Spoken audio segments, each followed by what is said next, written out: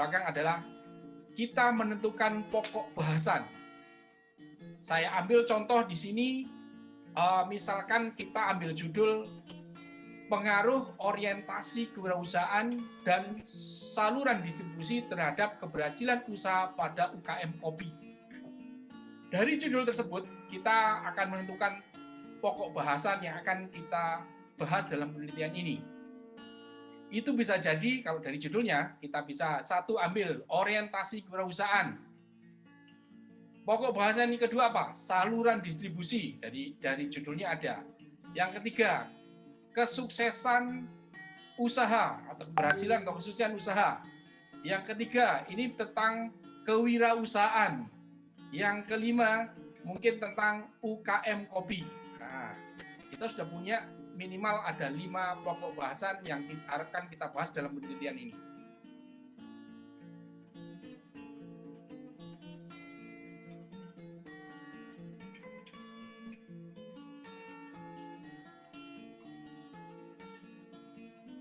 Yang kedua, kita lakukan mengurutkan pokok bahasan tersebut dari hal yang umum menuju hal yang khusus.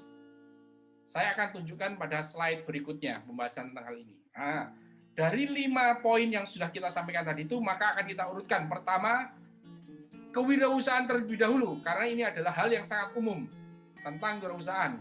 Kemudian pokok bahasan kedua, kita akan membahas tentang UKM kopi. Yang ketiga, pokok bahasan yang kita akan membahas tentang kesuksesan usaha sebuah UKM kopi. Kemudian pokok bahasan yang selanjutnya adalah orientasi kewirausahaan sebagai faktor yang mendukung kesuksesan usaha, dan yang kelima adalah saluran distribusi. Jadi ini kita urutkan dari yang umum hingga yang khusus. Sampai di sini kita sudah punya pokok bahasan dan sudah mengurutkan dari yang umum ke yang khusus. Yang ketiga, untuk membuat latar belakang, pokok bahasan tersebut kita ubah menjadi ide pokok sebuah paragraf.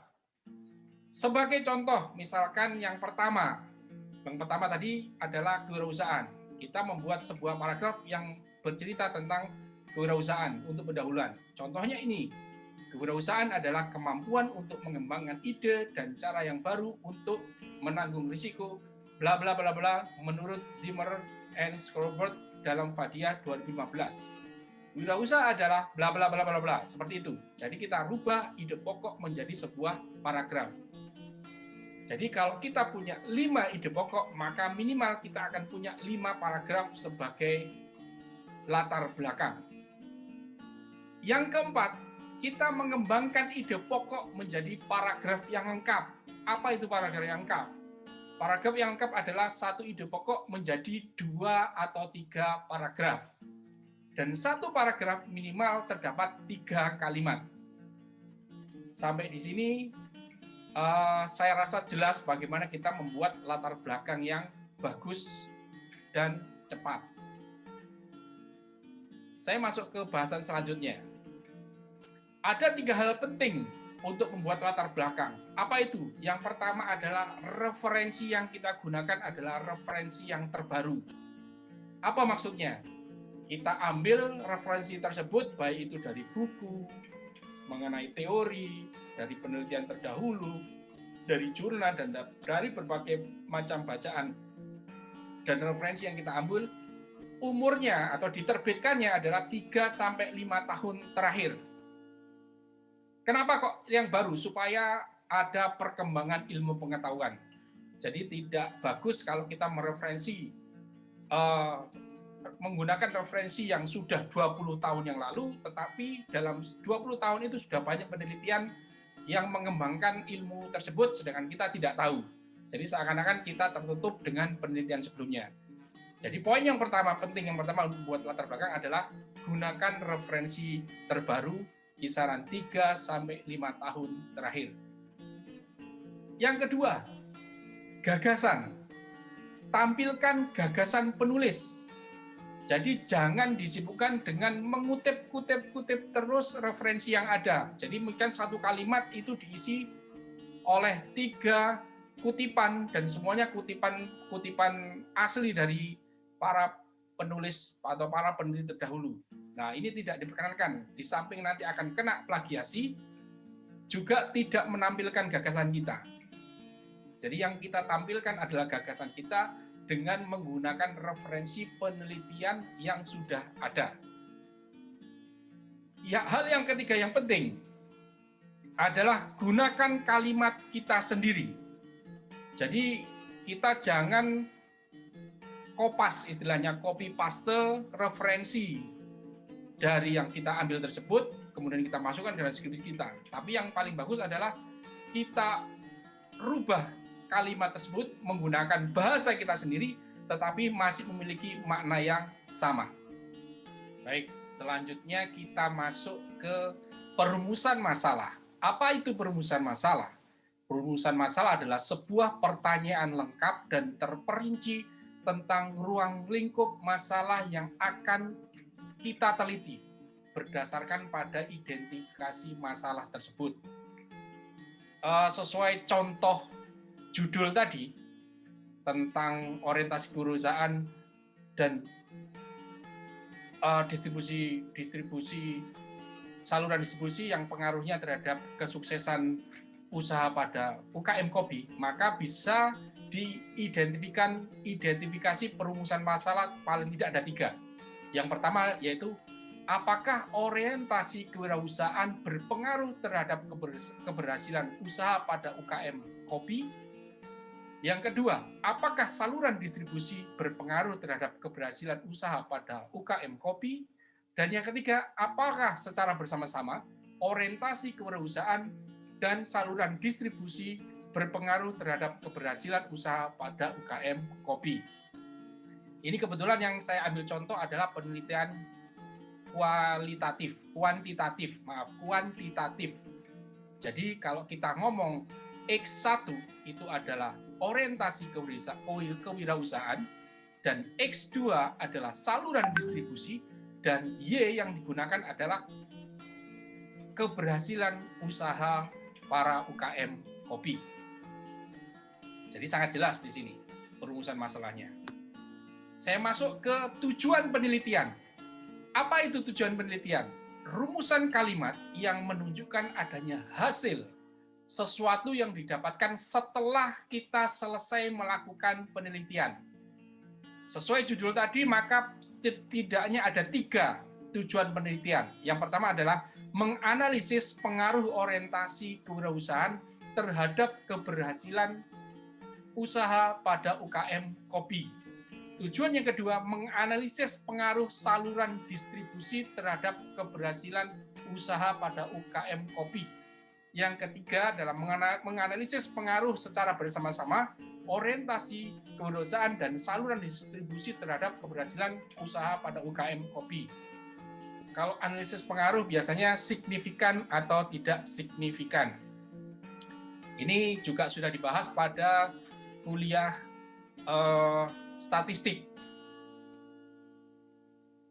X, Y, X bagaimana hubungannya dengan Y, signifikan atau tidak?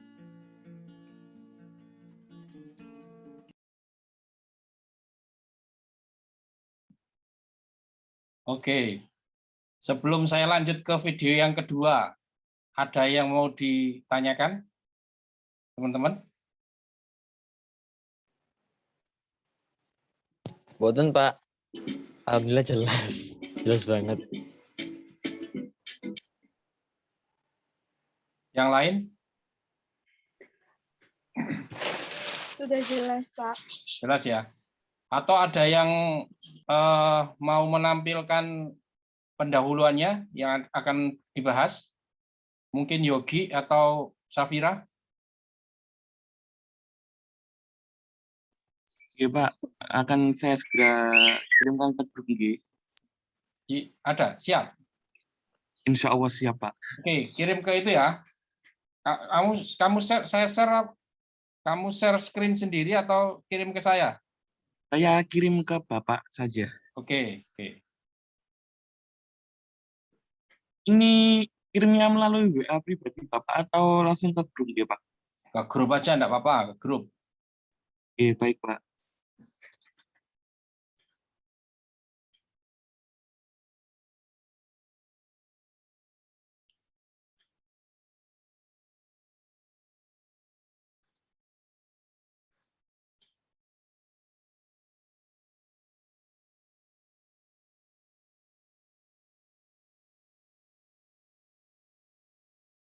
Safira bagaimana Safira?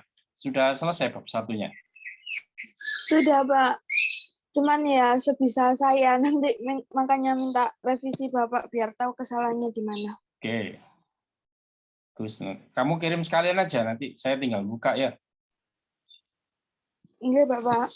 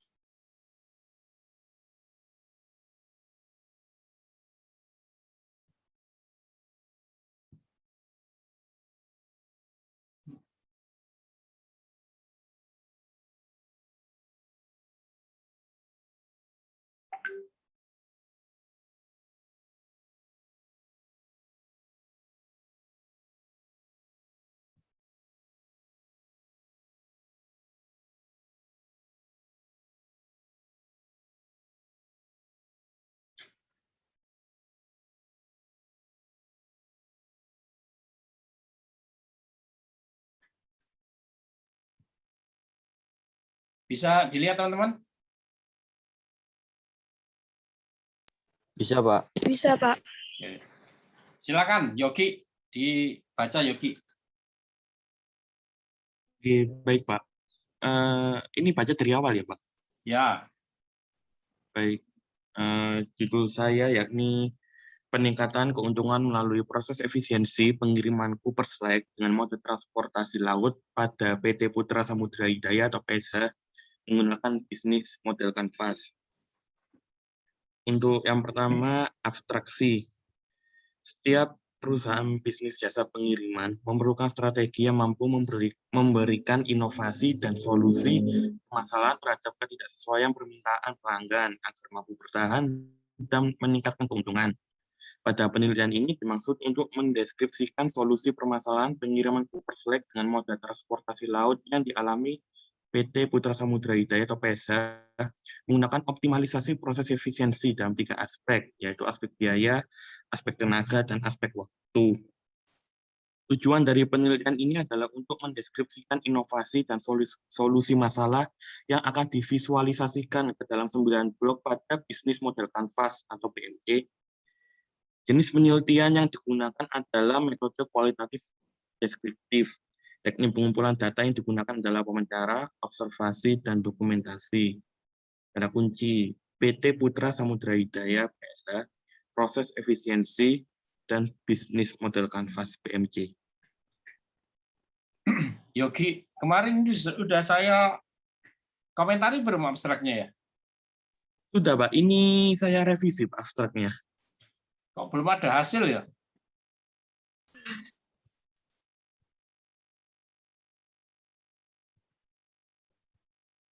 Kamu kasih, ya.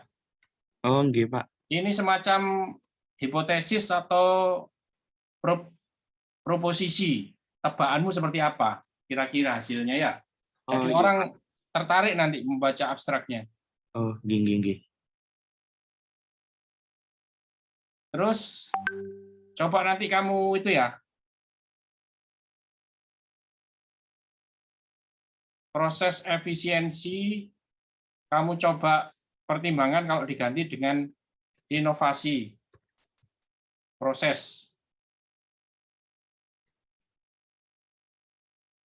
Ya, Ya Pak. kalau menurut saya ini lebih menjual bahasa ini. Ya Pak.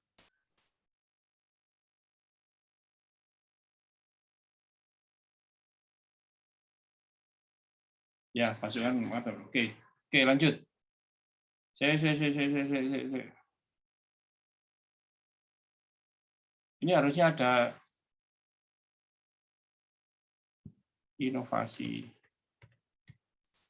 Ini enggak sih. Kalau menurut saya gini loh. Iya, Pak. Terus pakainya kalau kamu mau 10 types.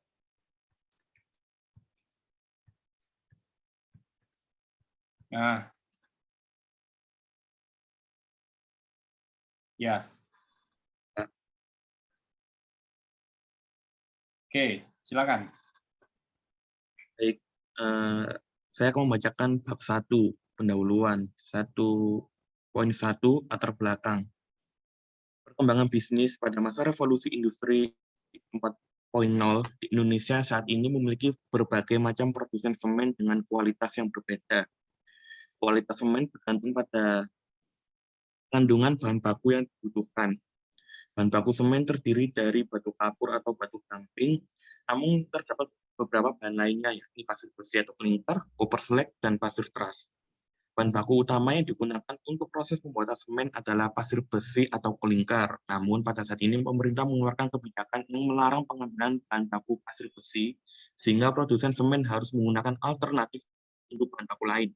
Sebagai pengganti dari pasir besi, produsen semen memilih bahan baku koper slag yang merupakan bahan pengganti yang telah teruji dari hasil limbah proses smelting. Copper slag adalah limbah padat yang berasal dari hasil proses peleburan dan pemurnian konsentrat tembaga.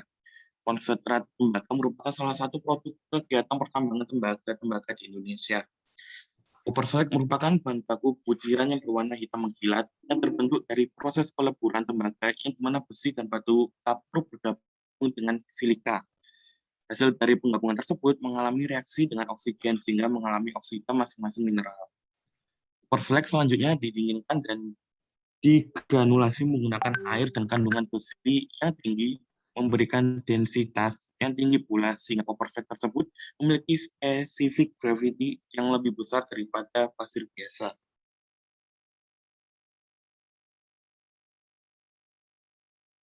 Salah satu produsen semen yang menggunakan copper slag sebagai pengganti bahan baku pasir besi adalah PT Cemindo Gemilang yang berlokasi di Bayangkara sebagai pabrik semen utama dan memiliki 2 pabrik penggilingan di Gresik dan Ciwandan, serta Pontianak sebagai pabrik pengemasan.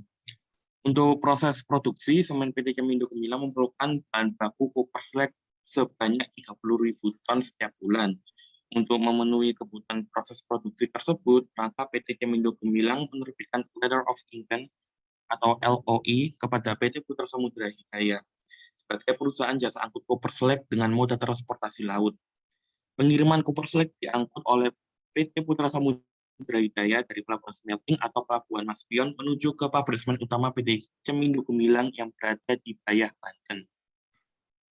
Bentar, ini posisinya smeltingnya di mana harusnya? Smeltingnya di Gresik, Pak. Nah, nggak ada Gresiknya ini loh, orang jadi bingung. Oh, iya.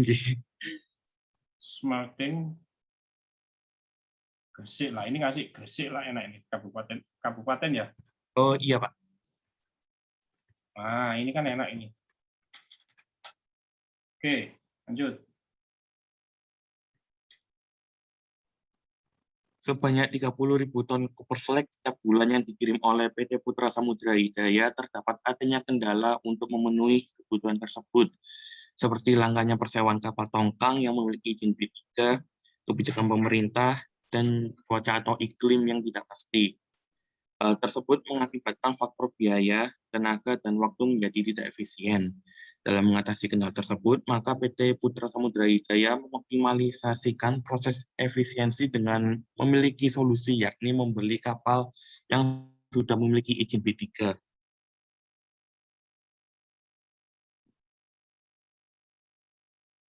Menurut Sedarmayanti, efisiensi adalah ukuran tingkat yang digunakan pada sumber daya dalam suatu proses. Semakin hemat atau sedikit penggunaan dari sumber daya, maka prosesnya dikatakan semakin efisien. Proses yang efisien ditandai dengan perbaikan proses sehingga menjadi lebih murah dan lebih cepat. Menurut Abdul dan Muhammad, efisiensi yaitu rasio yang membandingkan antara input yang digunakan terhadap output yang dihasilkan. Menurut Margiasmo, efisiensi yaitu pencapaian output yang dimaksimum dengan input tertentu. Penggunaan input yang terendah untuk mencapai output tertentu. Menurut Walder dan Bicknell, bisnis model dengan menggunakan metode kanvas akan memudahkan bisnis untuk membangun dan mengembangkan bisnis atau perusahaan yang dijalankan. Bisnis model kanvas menurut Osterwalder adalah salah satu alat strategi yang digunakan untuk mendeskripsikan sebuah model bisnis dan menggambarkan dasar. Boleh tolong ke bawah, Pak. Ini kok gabung gini sih ya, ngomong efisiensi sama bisnis Enggak, model. Pak. Ini masih saya jadikan satu semua teorinya. Soalnya baru kemarin malam saya Oke, search untuk teori-teorinya, Pak. oke, belum ditoto, ya. Enggak, belum saya tata, Pak. Oke, terus, Pemikiran tentang bagaimana organisasi menciptakan, memberikan, dan menangkap nilai. Pentas of Innovation didirikan oleh Dublin, sebuah perusahaan konsultan inovasi yang didirikan pada tahun 1971 oleh Larry Kelly dan Jay Dublin. Perusahaan ini sekarang menjadi bagian dari Deloitte dan dikelola oleh Larry Kelly, pemimpin pemikiran global untuk efektivitas inovasi. oh, tadi di awal sampai sini itu udah bagus, ya. Di endingnya ini yang masih belum jelas ya. Iya, Pak. Soalnya baru semalam saya Oke, search kalau teori-teorinya. ditanya pokok pembahasannya itu apa kira-kira? Kalau tadi di video saya itu loh. Kalau kamu diminta untuk mendefinisikan 5 pokok yang dibahas apa kira-kira? 1.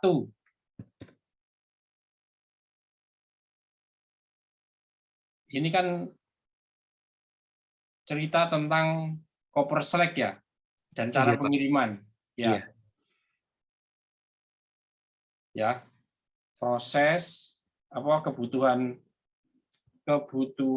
copper select untuk industri semen. Ya. Kemudian pengiriman copper select dari Gresik ke Banten tadi ya? Iya, Bayah, Banten. 1 tok, nggak ada lagi yang lainnya. Nggak ada, cuma ke Banten, Pak, yang Copper Select ini. Oke, terus yang ketiga apa? Kamu mau ngomong apa ini ceritanya?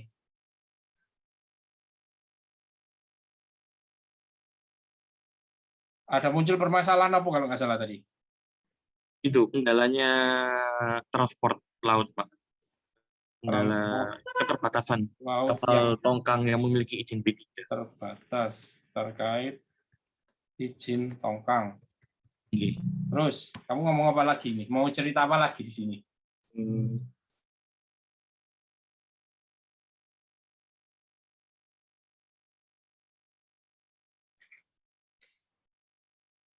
Terus efisiensi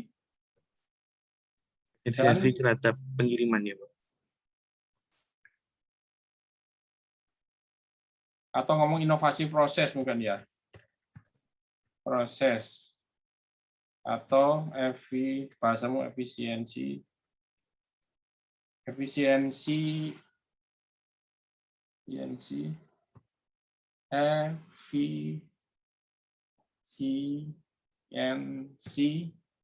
proses ya. Ini tadi ya. Iya, Pak. Proses.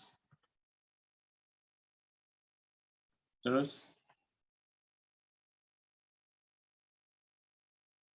analisa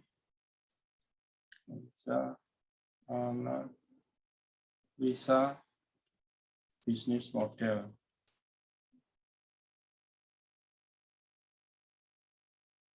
Mengetahui bisnis bisa lestari atau tidak. Gini tak? Iya, Pak. Maksudmu gini, yang kamu Iya. perlu strategi, perlu inovasi.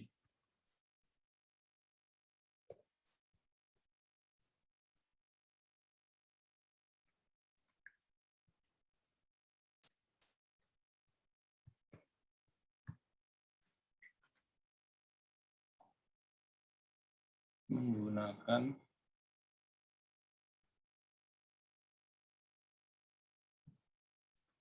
artikel.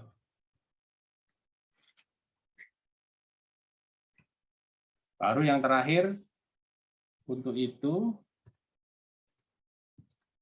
diambil judul penelitian.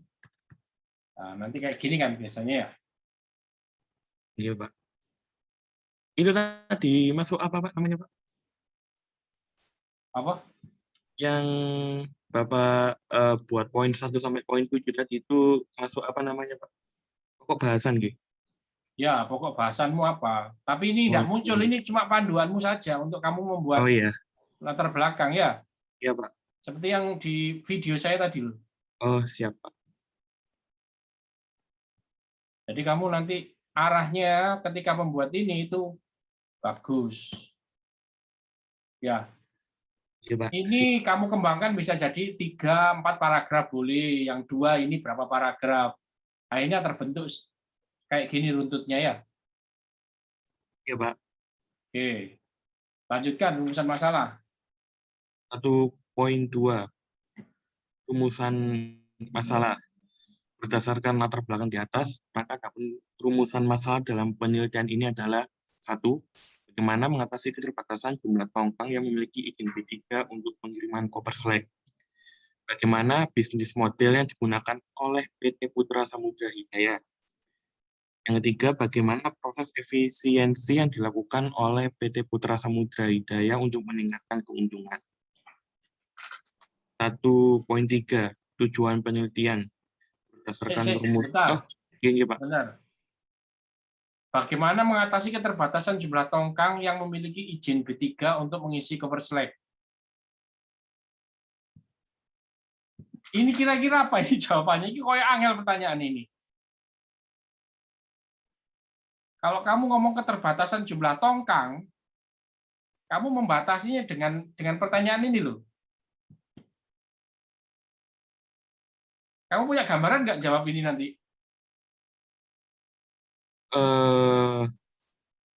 Menurut saya itu mencari itu Pak, mencari lebih banyak info terkait persewaan kabel gitu Pak.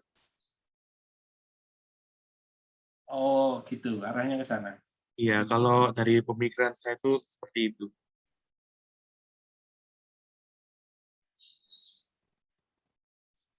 Sih, kalau lihat ke sini ya, bentar.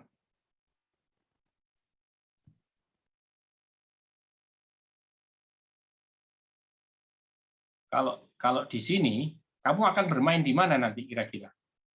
Di network ini. Bahas network ini. Nyari e-partner pemilik alat transportasi. Main di sini.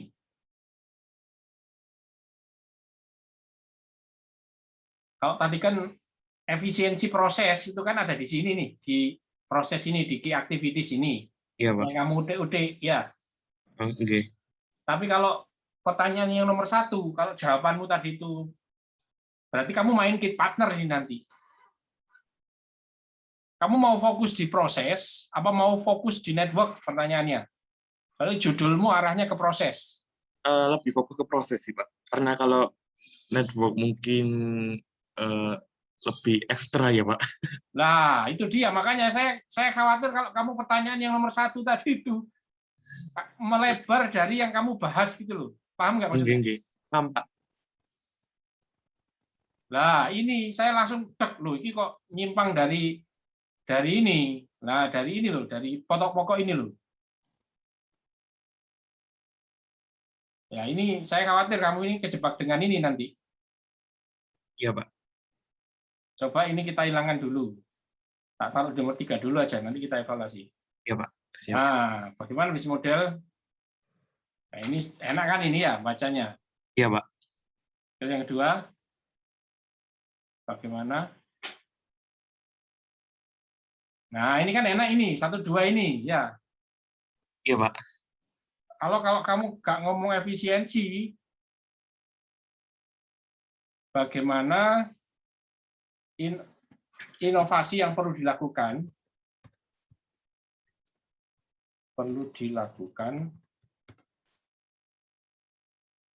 oleh. Nah, ini enak ini. Jadi kamu tidak terjebak hanya di efisiensi saja, ada di proses saja. Kamu semua kotak ini kamu bisa kamu mainkan. Ya, kamu bisa lihat semuanya. Paham maksud saya? Paham. Jadi bisa mencakup semua kota ini ya, Pak? Ya. Kalau tadi kan kamu batasi di proses saja, tadi di sini. Oh iya ya, Efisiensi ya. ini Pak, siap.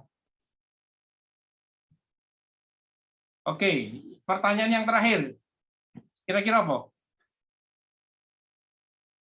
Kalau ini kamu, waduh, berat ini. Kamu nggak punya background perkapalan. Iya Pak. Saya yang punya background perkapalan aja baca ini, waduh, ini berat ini.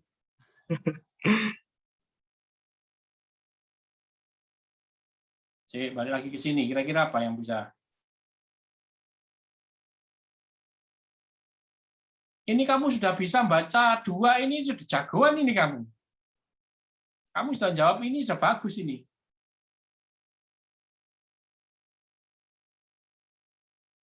Misalkan gini, siapa? Yogi.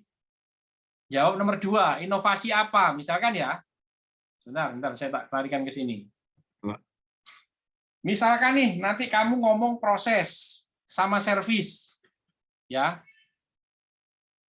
Nanti kamu lihat caranya menganalisis gini, kalau pakai 10 type of innovation. Kamu analisis industrinya. Yang dalam hal ini tuh industri apa? Transportasinya apa? Industri apa ini yang kamu analisa sebenarnya? Iya Pak, PTPS itu apa ya? Jasa angkut, perusahaan jasa angkut.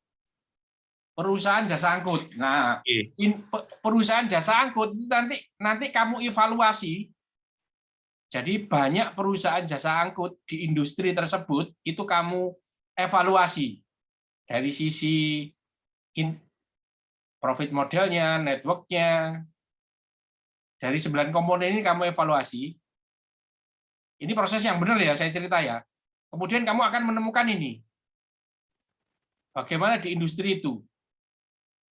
Profit modelnya itu berapa rata-rata? Kemudian networknya itu seperti apa? Sampai kamu ketemu seperti ini. Setelah itu kamu lihat opportunity dan blind spot-nya.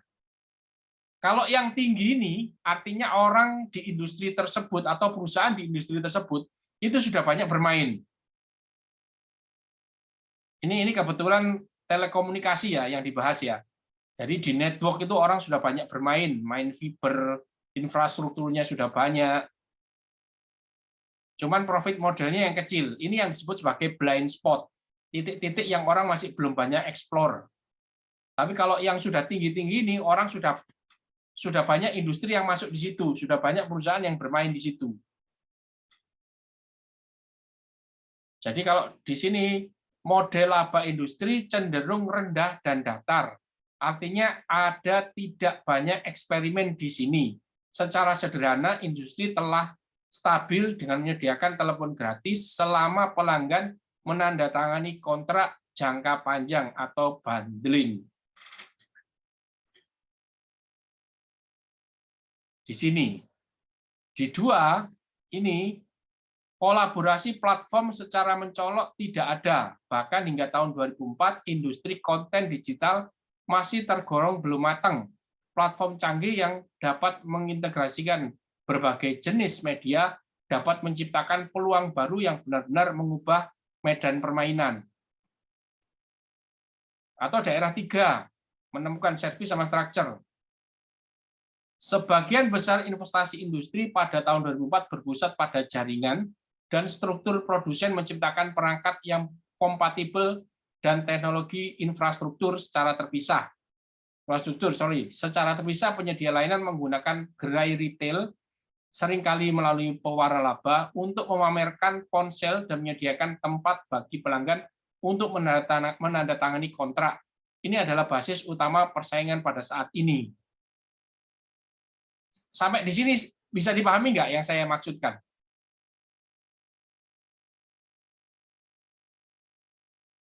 Yogi, Ini saya buat grafik gitu dah Pak. Ya, ini grafik tapi hasil analisa dari industri. Industri, misal kalau kamu ngomong industri transportasi, kamu lihat kondisinya seperti apa sih? Kamu harus tahu dulu. Posisinya ada di mana ini industri ini? Yang paling banyak investasi masuk itu di bidang apanya? Di network-nya, di structure-nya, di prosesnya, di product performance, di service-nya, atau di apanya?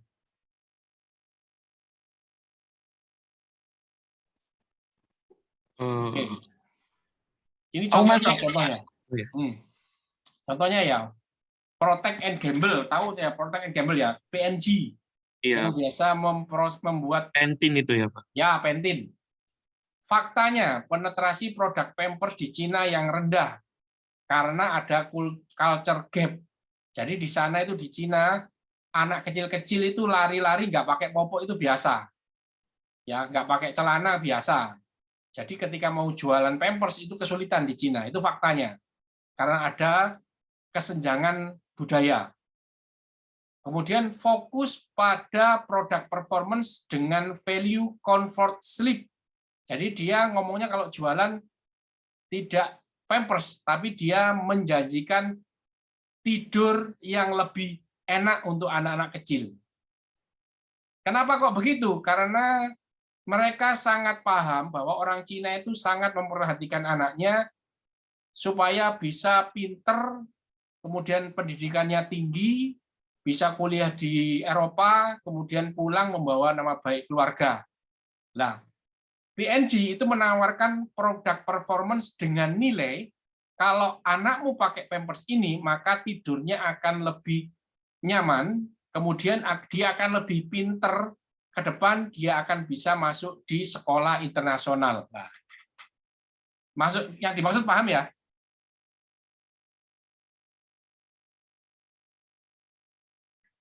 Teman-teman bisa dipahami yang saya sampaikan? Oke, Pak. Bisa dipahami. Ya. Itu produk performance-nya. Kemudian network-nya dengan Beijing Children Hospital untuk mengembangkan riset baby sleeping pattern. Jadi pola bayi kalau tidur dengan keadaan nyaman itu seperti apa. Dan customer engagement-nya memperkenalkan kampanye Golden Sleep. Profit modelnya 3 jenis Pampers untuk semua level income customer. Ya, jadi dari analisa industri itu dia membuat strategi yang dia pasang di product performance, network, customer engagement, dan profit model. Maksud saya tadi gini, hubungannya dengan skripsinya Yogi tadi. Ketika kamu nanti itu sudah menemukan mana yang dieksplor kayak ini, lah bisa saja pertanyaan ketiga dan 4 adalah bagaimana produk performance-nya, networking-nya, atau customer engagement-nya. Nah, misalkan bagaimana inovasi pada produk performance dan customer engagement bisa membantu meningkatkan keuntungan. Nah, misalkan maksud saya ini. Jadi, bukan di sini. Nah, misalkan dari analisa inovasi tadi itu didapatkan fakta seperti ini, misalkan ya. Jadi nanti dijelaskan salah 2, salah 4 dari yang ini boleh. Product performance dan customer engagement-nya. Dibahas di tujuan sini. Ya, saya masukkan 2 ini. Ada 2, product performance dan customer engagement. Sampai di sini bisa dipahami nggak maksud saya? Oke, Pak. Ya. Berarti ini ya, Pak, untuk mengetahui bagaimana performance yang dilakukan sama PSH gitu ya, Pak? Betul. Jadi kalau sekarang kamu pasang ini dulu enggak apa-apa, tapi nanti ketika penelitian, oh ternyata bukan ini Pak yang digunakan Pak, malah banyak ke proses, enggak apa-apa kamu ganti. Ini hanya pancingan saja supaya kamu paham arahnya nanti kemana gitu. Oh, enggak Pak, siap. Ya. Jadi balik lagi ke sini. Begitu kamu analisa, ini yang dilakukan, ini PNG, ini Nike ada juga. Teman-teman bisa lihat di Mairo-nya pengembangan bisnis ya nanti ya. Nike ini dengan permasalahan setelah dianalisa, dia menemukan produk performance, branding, channel, dan network yang dia gunakan. Jadi dia mendapatkan fakta persaingan produk sepatu yang sangat ketat. Fokus pada produk performance dengan value, atlet signature, dan branding. Jadi karena ada Nike, ada Adidas, ada Puma, dan lain sebagainya, itu kan sangat ketat persaingannya. Nike memilih menyampaikan kepada customer-nya bahwa produk dia itu memiliki nilai, kalau kamu menggunakan ini, kamu seperti seorang atlet. Makanya dia pakai, kalau Nike itu siapa? Ronaldo, Cristiano Ronaldo. Mana itu digembar-gemborkan sama dia. Kalau kamu pakai Nike, artinya kamu performamu sudah seperti Ronaldo. Terus kemudian channelnya, bagaimana barang ini bisa sampai ke customer. Dia membangun namanya Nike Town atau flagship store dan konsep store. Intinya adalah dia bikin toko sendiri yang isinya hanya Nike di dalamnya. Jadi tidak campur dengan produk yang lain. Kemudian dari sisi network-nya dan pengembangan produk sistem, dia bekerja sama dengan Apple untuk bundling aplikasi olahraga di iPhone. Bisa dipahami ya, yang ini ya? Iya, Pak. Jadi strategi yang dia pakai itu ini. Strategi apa lagi Pak yang bisa digunakan? Lah ini, kalau yang lain apa ini bisa dilihat di sini. Ya, contohnya tadi Nike pakai bundling di produk perform bundling. Bundling itu di mana? C. Kita ambil contoh. Produk yang ini aja. PNG tadi dengan value composite product performance dengan value comfort sleep product performance itu ada apa aja. Nah, dia main di ini superior product.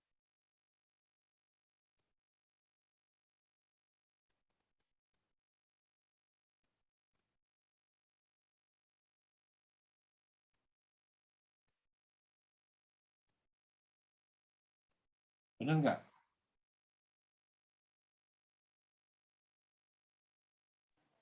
Oke, Pak.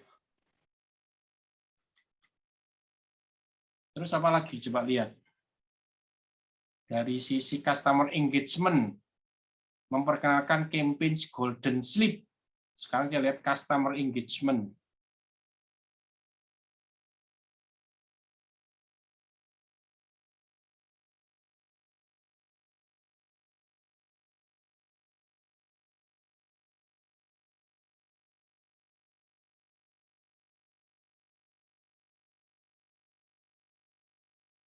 Nah, ini kayaknya ini status dan recognition ini dia.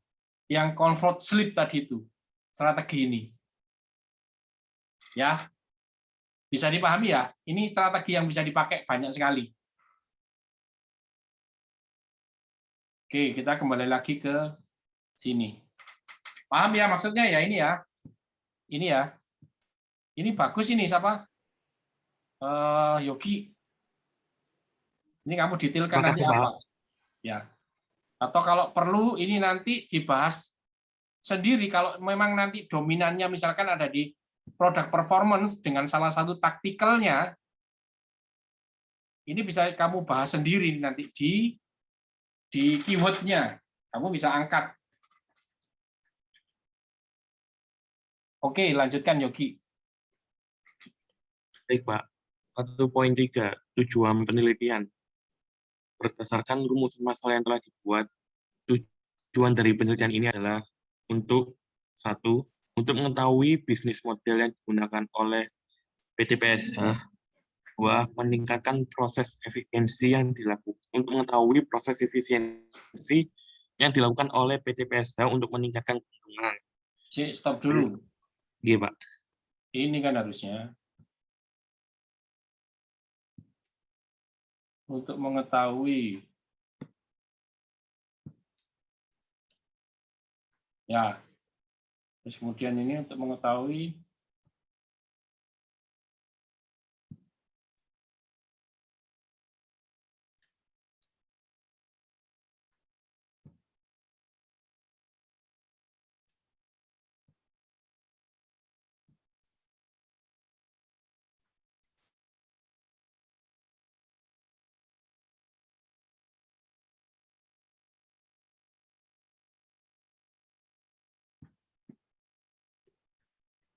ya, ini ya. Pak. Oke. Oke, lanjut. Manfaat penelitian. Baik, Pak. 1.4 manfaat penelitian. Adapun manfaat yang ingin diperoleh dari penelitian ini adalah sebagai berikut. 1. Hasil penelitian ini diharapkan dapat memberikan manfaat bagi peneliti untuk menjelaskan tentang proses efisiensi yang telah dilakukan untuk meningkatkan keuntungan PTPSH. 2. Diharapkan bermanfaat bagi pembaca untuk mempelajari bisnis model yang digunakan oleh PTPSH sebagai referensi peneliti yang relevan untuk peneliti selanjutnya.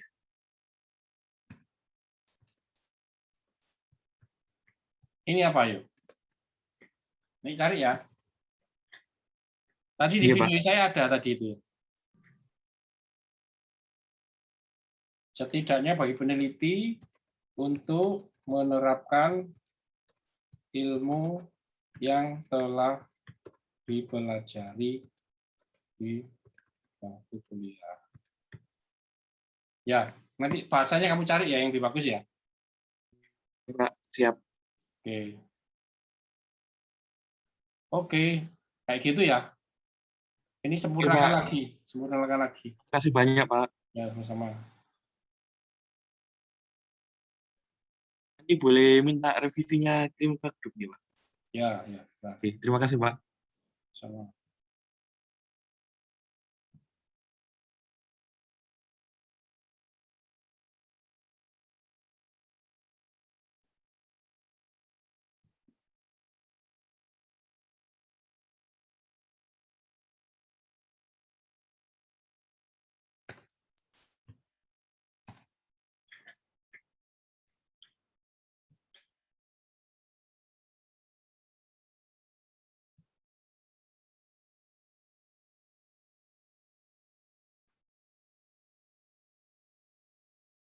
Yang kedua tadi punya Safira ya?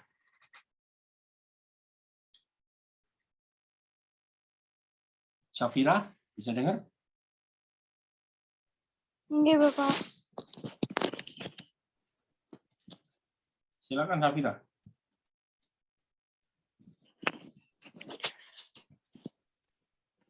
Baik, saya baca.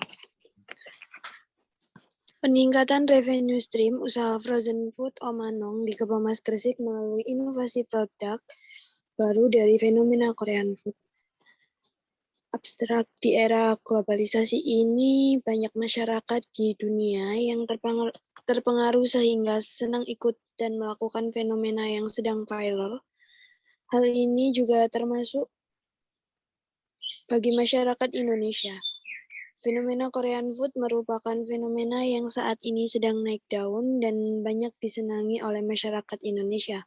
Tentunya hal ini dapat menjadi sebuah peluang bisnis baru untuk menyasar masyarakat yang sedang menggandrungi Korean food tersebut, yang mempunyai daya tarik tersendiri bagi para K-popers.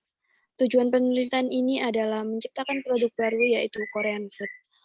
Metode penelitian yang dipakai adalah metode kualitatif yang dilakukan di Kecamatan Kebomas, Kabupaten Gresik. Peneliti memperoleh data dari hasil wawancara 10 customer potensial Om Anong, observasi dan studi dokumen. Sebentar. Ini kamu memotret atau kamu ikut serta membuat produk inovatif? Ikut serta, Pak. Ikut serta. Kalau ikut serta bukan kualitatif ya, kualitatif. Kalau memotret itu bagaimana, Pak? Memotret itu artinya Om Anong itu sudah melakukan inovasi dan kamu menceritakan di sini. Jadi kualitatif deskriptif, mendeskripsi. Oh iya. Tapi kalau Sudah kamu itu, nanti Pak. bersama-sama Omah Nong, bersama-sama Omah Nong membuat sebuah produk inovasi, itu kamu pakai PAR namanya. Berarti itu, Pak. Apa memotret? Kamu memotret. Karena Berarti ini inovasi sudah itu berjalan, jadi. nggih. Sudah jadi. Sudah, Oke. sudah, Bapak.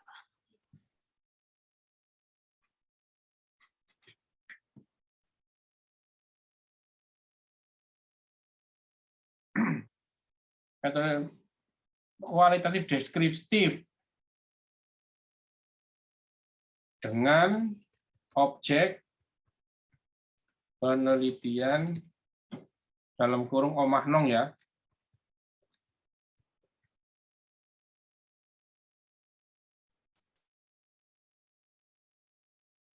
Yang ada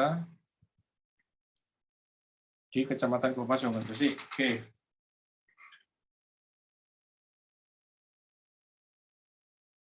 Silakan. Peneliti memperoleh Untuk hasil penelitian ini belum, Pak. peneliti Belum saya memperoleh tulis. data dari hasil wawancara pada mestinya kan pemilik ini dulu ya. Nggih, nggih. Pemilik, kemudian apa lagi? Karyawan, terus apa lagi? Supplier ya. Supplier, siapa lagi?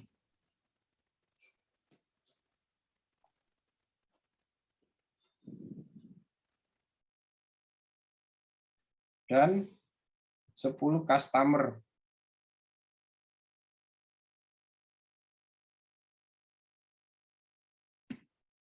Omah Nong.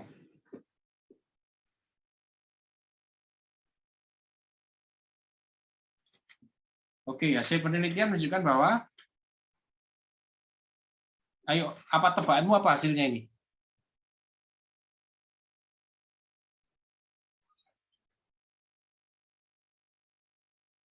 Siapa? Vira. Tebakanmu apa hasilnya, Vira? Biar kelihatan menarik atau tidak ini. Nanti dibuktikan di penelitian.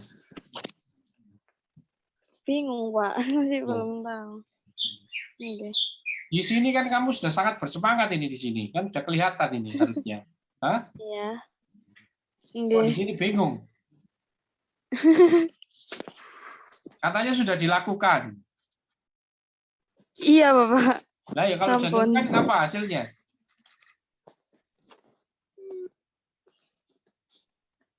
Hasil ya sesuai ekspektasi, Bapak. Ya, gimana? Gimana?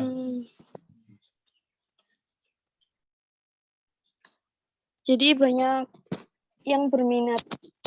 Lebih banyak yang berminat gitu. Kalau dari sisi customer-nya, Pak. Menunjukkan bahwa penciptaan produk Korean ini bahwa bukan penciptaannya, bahwa produk baru Korean food keberadaannya sangat ditunggu ya. Iya, sangat ditunggu, betul. Dan pelanggan rela membayar atas solusi kebutuhan produk Korean food. Ini kan ya? Oke. Oke, Pak.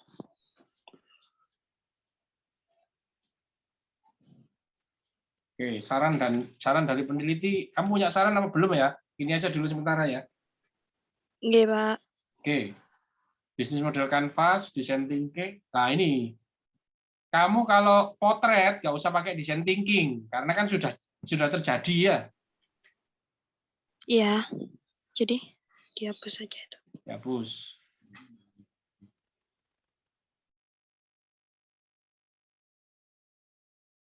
Korean food revenue stream.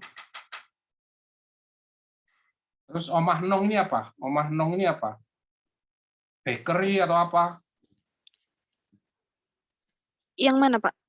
Omah Nong ini termasuk apa? Kategori apa di industri itu? Kalau tadi kan bisnis transportasi di anu tadi itu. Oh, kuliner, frozen food kalau Om Anong. Apa?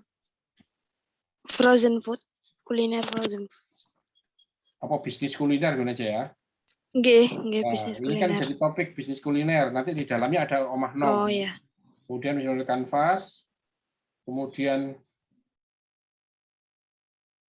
bisnis.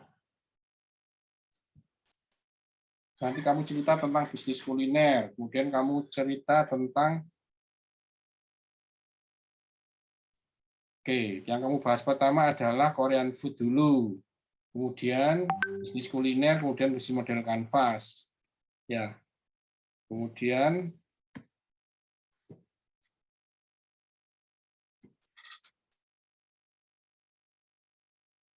ini sebenarnya pakai template juga bagus ini sebenarnya. Ya, 10 type of innovation nanti kamu ambil bagian mananya. Tidak perlu kamu tulis 10 type of innovation. Bisa di product performance, bisa customer engagement, bisa apa aja nanti ya. Paham maksudnya? Nggih, Pak. Paham. Nggih. Jadi tidak perlu 10 type of innovation-nya ininya, ya. Nggak perlu ininya, bisa jadi profit modelnya, network-nya, strukturnya, atau bahkan strateginya yang di bawah-bawah ini. Ya, nanti yang sesuai dengan hasil temuanmu dalam penelitian. Paham ya maksud saya ya? Nggih, Pak. Paham. Ya, jadi tidak melulu harus ini, tapi bisa 9 aspeknya, bisa taktikalnya. Oke. Berarti kata kunci itu yang dibahas untuk bab 1 itu, Pak? Ini bisa sebagai garis besar. Bisa sebagai garis besar. Tapi iya, nanti di bab 2, ini kamu detailkan. Bab 2.1 bahas tentang Korean food. Oh, ya. Ya, bab 2.2 bahas bisnis kuliner. Bab 2.3 bahas ini. Bab 2.4 bahas ini, 10 type of innovation. Nggih. Nggih, Pak, bisa dipahami. Oke, silakan. Latar belakang. 1.1 latar belakang. Om Anong merupakan salah satu UMKM di Kebomas, Gresik, yang menjual berbagai makanan olahan aci frozen food seperti cireng, cimol, dan dimsum. Om Anong juga merupakan salah satu UMKM yang berhasil tumbuh dan berkembang di masa pandemi ini dan memiliki omset yang signifikan. Tetapi pada tahun 2000, kamu tadi kan milih kata-kata bisnis kuliner, ya? Itu populerkan di sini. Oh, iya, Pak. Kamu pilih mau bisnis kuliner atau UMKM. Kalau kamu UMKM yang kamu pakai, nanti di sini kamu ngomongnya UMKM. Ini, kamu bahas UMKM. Oh. Jadi satu sejak awal juga sama semua ya. Nggih, Bapak. Kamu pakai apa? Mau UMKM apa bisnis kuliner? Bisnis kuliner aja deh, Pak. Bisnis kuliner ya. Jadi semuanya yang ada punya UMKM kamu ganti dengan ini ya. Nggih. Nggih, Pak. Saya lanjut nih, Pak. Ya, lanjut. Tetapi pada tahun 2020, omset Om Anong sedang menurun karena banyaknya pelanggan yang merasa bosan dengan produk yang kami miliki. Dengan melihat hal tersebut harus melakukan inovasi produk dengan melihat fenomena yang sedang naik daun sekarang. Oke, bagus. Korea Selatan adalah salah satu negara yang telah berhasil mengenalkan budayanya ke dunia internasional melalui K-pop seperti musik, drama, style, makanan, dan film. Korean Wave merupakan sebuah fenomena yang dihasilkan akibat berkembangnya pesat budaya Korea sehingga bisa diterima masyarakat luas. Fenomena merupakan hal-hal yang dapat diterangkan. Korean Wave apa Korean Wave? Iya, Pak, itu. Tipu. Yang diterangkan serta dinilai secara ilmiah dan dapat disaksikan dengan panca indera seperti fenomena alam atau orang. Di Indonesia sendiri, penyebaran budaya pop dari Korea dimulai sejak tahun 2002 dengan memperkenalkan drama Korea sehingga adanya peningkatan penikmat tayangan Korean drama. Korea Selatan telah mulai mengenalkan makanannya melalui acara Korean Festival yang diadakan di Indonesia pada tahun 2013. Alasan mengapa Korean food mudah diterima di Indonesia adalah terdapat kemiripan selera makanan antara orang Korea dengan orang Indonesia, di mana keduanya sama-sama menyukai masakan cita rasa pedas, asin, dan asam.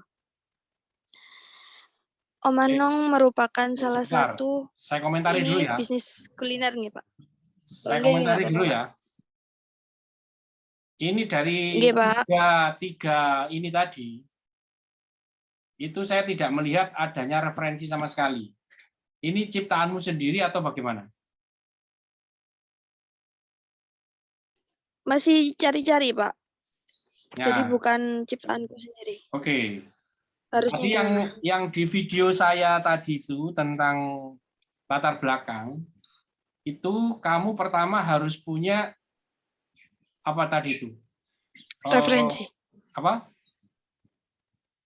Poin-poin dulu, kemudian poin-poin itu kamu kembangkan dengan referensi dan bahasamu sendiri. Ya. Oh, nggih. Ya. Oke, dari sini kira-kira poinnya apa? Dari tiga paragraf ini.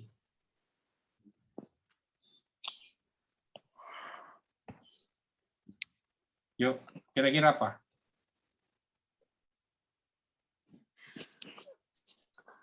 Korea, Korean food. Korean food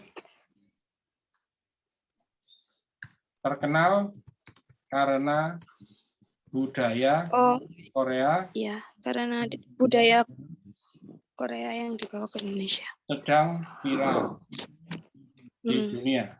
Ini kan ya? Benar nggak? Iya. Bahasanya Betul, ini Pak. ya? Nah, dari satu kalimat ini nanti Dikembangkan. kamu harus satu, cari referensi.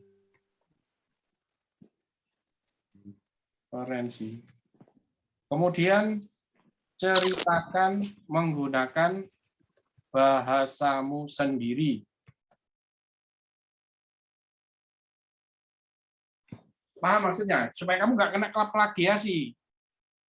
Kalau ini tadi kamu ngambil-ngambil, kalau kamu plagiasi, mesti kena ini. Tapi kalau kamu cari referensi, kamu baca, kamu pahami, kamu tulis ulang menggunakan bahasamu sendiri, kamu nggak akan kena.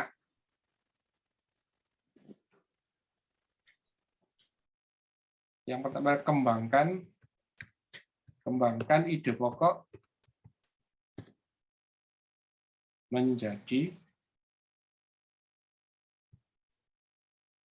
menjadi beberapa paragraf.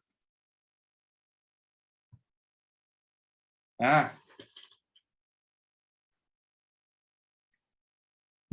oke. Sampai di sini paham nggak ini? Nggih, Pak, paham. Paham ya? Jadi yang kamu lakukan ini tadi itu baru kamu kopas kayaknya ya. Dan kopas tidak ada referensinya. Nah, ini boleh kamu bukan kopas, kamu baca intinya apa, kemudian kamu tulis lagi, kamu kembangkan dari ini, tapi kasih referensi di dalamnya dan ceritakan menggunakan bahasamu sendiri. Wah, ini jauh lebih keren itu.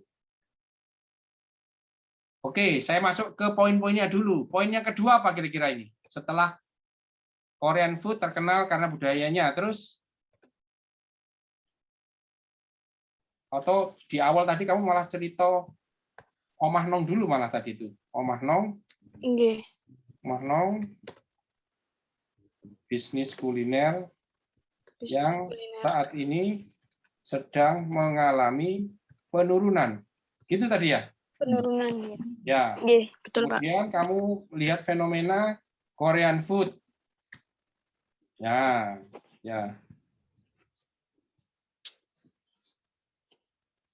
Nah, kamu mestinya lihat beberapa referensi, beberapa bisnis kuliner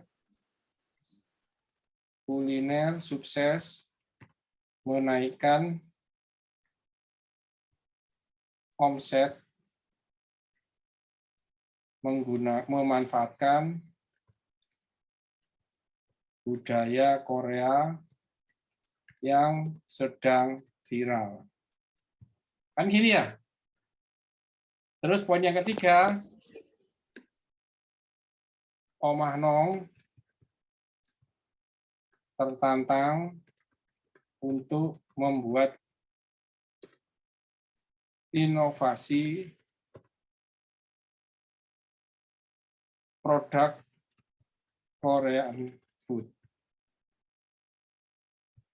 Telah dilakukan dan berhasil menaikkan omset penjualan. Nah, dari sini perlu dilakukan penelitian untuk mengetahui kesuksesan inovasi yang dilakukan oleh Omah Nong. Gini nggak kira-kira poin-poinnya? Ya. Siapa sini? Safira. Nggih, Pak. Ya, kira-kira ini ya. Iya, Pak. Ya, Itu tidak. wis ya itu ya. Nanti ini kembangkan ide pokok ini ya.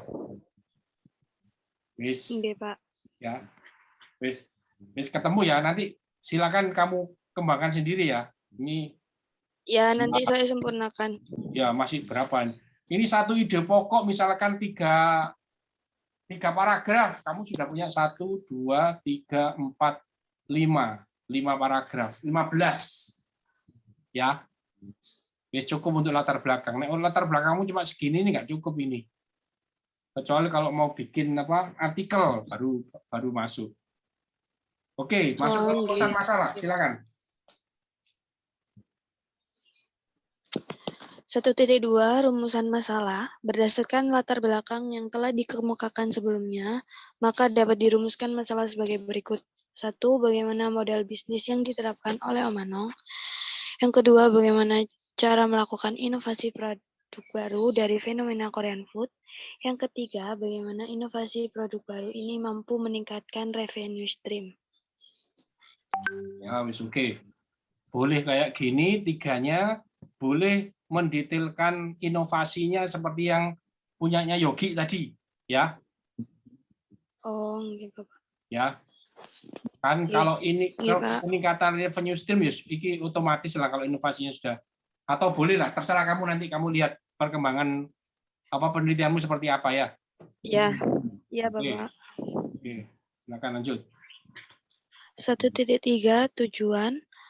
Yang pertama, untuk mengetahui bisnis model yang diterapkan oleh Omah Nong. Yang kedua, untuk mengetahui tanggapan atau respon konsumen terhadap inovasi yang dibuat oleh Omah Nong, yaitu dari fenomena Korean food. Yang ketiga, untuk mengetahui pengaruh inovasi produk yang dibuat oleh Omah Nong terhadap peningkatan revenue stream. Tujuannya nomor 2 kok nggak sama ini ya? Cara melakukan inovasi, ya. Mengetahui tanggapan. Yang mana yang benar?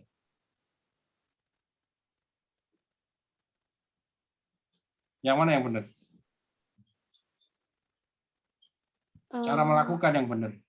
Karena tanggapan itu ada di dalamnya sini.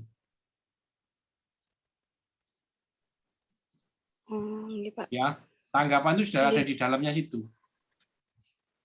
Cara melakukan inovasi. Nanti kan responnya customer ada di sini dibahasnya sudah. Oh, ya. Di dalamnya. Ya. Oke, manfaat. 1. Manfaat teoritis. Penelitian ini dapat digunakan sebagai bahan informasi peneliti lain yang mengkaji mengenai evaluasi dampak kebijakan dan juga dapat dijadikan tambahan pengetahuan serta bahan rujukan bagi peneliti yang akan datang yang mengangkat masalah yang sama. 2. Manfaat praktis. Bagi peneliti, peneliti ini sebagai sarana aktualisasi diri untuk mengaplikasikan teori yang dapat diperoleh, yaitu tentang evaluasi dampak kebijakan. Yang B, bagi pemerintah daerah, penelitian ini diharapkan dapat bermanfaat sebagai bahan tambahan referensi dan evaluasi bagi pemerintah daerah untuk memperbaiki hal yang dirasa kurang dalam kebijakan usaha mikro, kecil, dan menengah saat pandemi. Saya tertarik yang B ini. Ini kira-kira apa ini? Kalau ditanya Pak Bupati ini apa, Safira? Usulmu. Itu apa ini?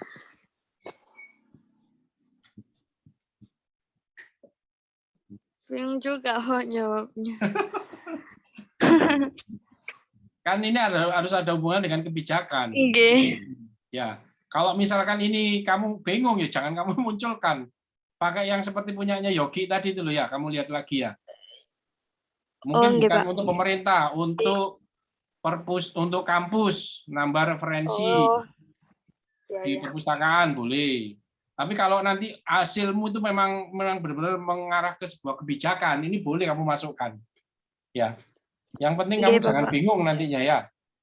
Iya. Terus ini ada yang penting juga ingin saya sampaikan. Ini ada manfaat. Kalau kamu bisa membuktikan bahwa Korean Wave itu akan berprospek kepada industri makanan, bahkan tidak hanya di Korea, sampai ke seluruh dunia ya. Padahal budayanya Korea itu ya hanya seperti itu menurut saya. Tetapi kalau ngomong budaya, Indonesia itu jauh punya budaya yang lebih banyak lagi. Ada nggak peluangnya kalau kita menggunakan budaya kita sendiri? Bisa dipahami yang saya maksudkan? Bisa. Ya. Iya, Pak. Kamu bisa nggak ngasih saran yang seperti itu maksudku? Arahkan ke sana. Paling kurang apa nih sih? Oh, budaya Indonesia memang banyak sih, tapi tidak viral saat ini. Kenapa? Karena tidak banyak orang yang mempromosikan, tidak banyak orang yang bangga menggunakan budaya Indonesia. Jadi jangankan di luar negeri, di Indonesia sendiri banyak yang tidak kenal budaya Indonesia. Misalkan seperti itu. Ya, Safira ya. Oke, Bapak. Jadi ada manfaatnya ya. Mungkin kalau kamu nanti ngomongnya seperti itu yang mau bahas, kamu saran kepada pemerintah daerah, Pak, Mbok Yo tolong budaya Indonesia yang banyak ini diviralkan, dibantu melalui enggak tahu itu pameran, enggak tahu itu iklan ke luar negeri, I Love Indonesia atau apa dan lain sebagainya. Jadi produksi rumah nong tadi itu tidak perlu harus bergeser ke Korean food, misalkan begitu. Oke, Pak. Kontribusi nih terakhir nih apa ini? Bingung juga Pak yang ini tuh. Saya baca dulu ya Pak. Kontribusi penelitian. Penelitian ini berkontribusi berupa metode penelitian kualitatif, fenomenologi, deskriptif, dan yang dapat menemukan tanggapan dan apa yang diinginkan oleh pelanggan dari Omanong sehingga mampu membuat Omanong dapat berkembang dengan inovasi yang baru dan berusaha membuat para pelanggan tetap membeli produknya. Kamu pakai kualitatif, deskriptif, atau fenomenologi? Salah satu nggih, Pak. Kalau fenomenologi itu fenomenanya, fenomena yang terjadi di masyarakat, itu yang kamu teliti. Jadi seperti yang saya tadi sampaikan, ini kok Korean food kok viral yo, kok nggak Indonesian food kenapa? Nah, itu fenomena itu yang kamu teliti. Tapi kalau yang kamu teliti adalah rumah nongnya yang berinovasi menggunakan efek viralnya Korean food, itu bukan fenomenologi, tapi mendeskripsikan inovasi yang dilakukan oleh rumah nong. Bisa dipahami maksudnya? Kalau saya cenderung ininya dihapus, ini yang muncul. Iya, Pak. Siap. Dan ngomongnya bukan menemukan tanggapan kan? Kamu kan sudah dapat dulu, bukan Ya. membuat kan ya, memotret kan kamu. Iya, iya. Oke. Ya. Ini kamu benerin lagi ya kontribusi penelitian ini ya. Intinya sih kontribusinya adalah memberi informasi begini loh cara melakukan inovasi di rumah Nong yang memanfaatkan fenomena Korean Wave yang menjadi viral di dunia. Ini coba apa tadi? Lupa kamu. Ini adalah menunjukkan penelitian menunjukkan bagaimana inovasi yang dilakukan oleh Omah Nong memanfaatkan fenomena budaya Korea yang sedang viral di dunia. Ini kan ya? Oke, Pak. Betul.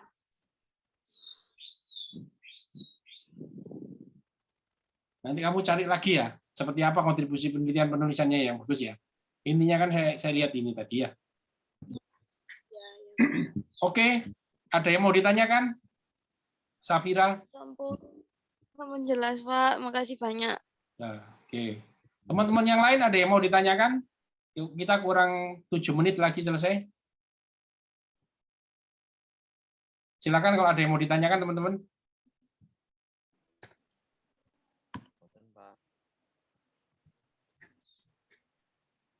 Pak, saya mau bertanya, Pak. Ya, silakan Yogi. Berarti judul saya itu masuk proses inovasi masuk proses inovasi gitu ya, Pak?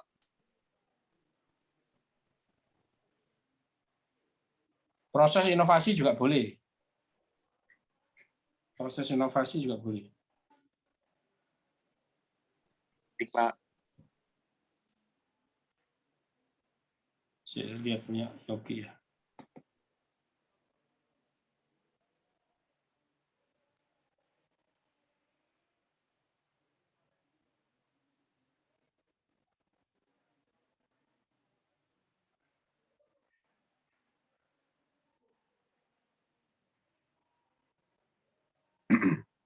Proses inovasi apa inovasi proses? Asalnya kan dari sini tadi itu. Proses kan ini tadi, karena kamu ngambilnya kan di sini. Ya, ini loh, Yogi. Elemen proses ini loh kamu. Yogi bisa dengar nggak? Oh iya, Pak. Lupa belum Ya. saya Ya. unmute. Jadi bukan proses inovasi, tapi inovasi pada elemen proses. Oh, nggih. Beda loh ya, proses inovasi sama elemen.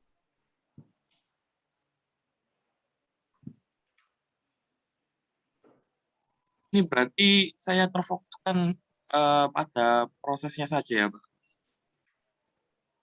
Nah, monggo kalau itu terserah kamu prosesnya atau apa. Makanya tadi kan di sini kan inovasinya kan nggak dibatasi kan, ingat tadi Oh, nggih. diskusi kita. Jadi saya bebas ya mau fokus inovasi yang mana gitu ya, Pak? Monggo bebas ini. Nggih. Cuman perlu diingat, tadi kan di awal kamu di sini mendefinisikan poin-poin tadi loh. Itu Iya, Pak. kayaknya kan terjebak nggak kamu? Nah, kendala ini loh. Lah, ini loh. Poin Ya, ini loh yang membuat kamu harus kalau perlu kamu rubah ini. Nggih, Pak. Jadi kamu kan ini fokusnya ada di sini nih. Iya, Nah, yang itu kendala transport itu tadi. Iya, akhirnya kan muncul bagaimana mencari mitra transportasi kan tadi itu. Iya, Pak. Nah, kalau kamu nggak kepingin terjebak, ya ini jangan kamu kendala di sini, cari yang lain kalau kamu. Berarti tidak dimasukkan ya, Pak? Yo, kalau kamu pingin semakin melebar, kamu evaluasi semuanya aja. Jangan hanya fokus di sininya. Saran saya kamu lakukan BMC dulu, bisnis model canvas. Kemudian kamu lakukan industri analisis, ya. Kemudian kamu akan menemukan opportunity dan blind spot-nya itu ada di mana di bisnis ini. Oh, ternyata kita bisa mengembangkan dari sini loh lah, seperti ini tadi. Oh, ada peluang di sini. Ada titik-titik yang belum dieksplorasi itu di sini, gitu loh. Tapi kalau kamu sudah bilang kendalanya adalah di kekurangan tongkang, kamu belum sudah membatasi masalah. Kamu sudah seakan-akan kamu tahu solusinya di awal itu, gitu loh. Jadi untuk apa kamu melakukan penelitian? Oh, gini, Pak. Jadi saran saya lakukan bisnis model canvas dulu, kemudian lakukan analisa industri, kemudian kamu lihat peluangnya yang muncul apa. Opportunity peluangnya itu apa dan mana titik-titik yang di industri itu masih belum dieksplorasi. Iya, Pak. Ya, kamu masukkan itu. Seperti P&G membuat strategi, seperti Nike membuat strategi. Ya. Iya, Pak. Ini nanti berlaku untuk teman-teman yang lain juga loh ya, nggak hanya untuk Yogi. Omah Nong juga caranya seperti itu juga sama sebenarnya. Oke, Pak. Yang Putra juga, yang kue Monacen juga sama. Muncena juga sama. Oke, silakan kalau ada pertanyaan. Terima kasih banyak, Pak. Sama-sama. Putra, ada pertanyaan hari ini? Cukup? Ya, Pak. Izin bertanya, Pak. Ya. Untuk yang bagian saran dari peneliti itu, apakah isinya perlu ditambahkan ke dalam itu, Pak? Apa namanya itu, kayak bab 1, bab 2 gitu, Pak? Bab 1, bab 2 tidak perlu dong kalau saran. Saran itu ada di nanti bab 4 munculnya saran itu. Oh, oke, Pak. Yang menjadi pertanyaan itu saran itu perlu masuk enggak di abstrak. Nah, itu, Pak. Saya bingung di situ. Abstrak itu ada batasan 200 kata, ya. Oh, 200. Kalau katamu masih terlalu sedikit, ya kamu boleh masukkan saran. Jadi orang tuh membaca abstrak itu kayak etalasenya. Oh, api rek, mesti jerone kantor ini atau isinya toko ini bagus. Kamu masuk ke sana. Begitu juga dengan abstraknya. Orang membaca pendahuluannya 2 kalimat di abstrak, kemudian tujuan penelitiannya, kemudian metode penelitian pakai ini, kemudian hasilnya adalah ini. Oh, ini bagus yang saya cari. Langsung lalu dia membaca keseluruhan artikelmu. Kalau abstraknya sudah tidak menarik, orang malas. Ya, ada lengkap, ada pendahuluan, ada metode penelitian, ada tujuan, ada hasilnya, kemudian ada sarannya. Orang, wah ini api ini. Itu ya. Siap-siap. Bisa dipahami, Pak. Ye. Terima kasih, Pak. Sama-sama. Baik, tidak ada lagi pertanyaan? Kita tutup dengan doa kafaratul majelis. Subhanakallahumma wa bihamdika, asyhadu an la ilaha illa anta, astaghfiruka wa atubu ilaik. Mohon maaf atas segala kesalahan. Saya akhiri. Assalamualaikum warahmatullahi wabarakatuh. Waalaikumsalam warahmatullahi wabarakatuh. Terima kasih banyak, Pak Beni. Iya, sama-sama. Oh ya, sebentar sebelum ditutup ya. Ini teman-teman kok cuma sedikit yang masuk ini kenapa kira-kira? Bentar, saya stop dulu.